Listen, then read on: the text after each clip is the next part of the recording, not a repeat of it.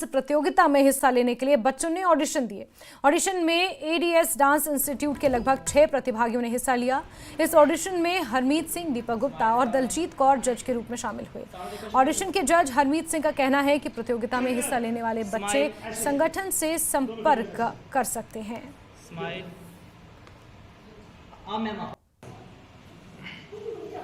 Sir देखिए, एक dance it's a part of life, ये बहुत ज़रूरी है क्योंकि आफ्टर कोविड बच्चे हमारे 2 गैजेट्स के लिए रह गए हैं, लाइक फ़ोन एंड टीवी। सो बहुत ज़रूरी है कि एक फ़िज़िकल एक्टिविटी पे बच्चे आएँ, क्योंकि फ़िज़िकल एक्टिविटी से ये है कि बच्चे ग्रोन अप होंगे, ठीक है, एक अच्छे प्लेटफॉर्म्स मिलेंगे। और ऐसा नहीं है कि जम्मू के बच्चे पीछे हैं, बहुत सारे शोज़ हो रहे हैं, बहुत सारी एक्टिविटीज़ हो रही हैं और अब जम्मू के बच्चे पार्टिसिपेट कर रहे हैं और होप्स हो कि यहाँ के बच्चे भी आगे जाएंगे और अच्छे से पार्टिसिपेट करेंगे। और ये इसी के लिए हमने ये प्लेटफॉर्म प्रोवाइड किया है बच्चों को कि वो आगे जा सकें।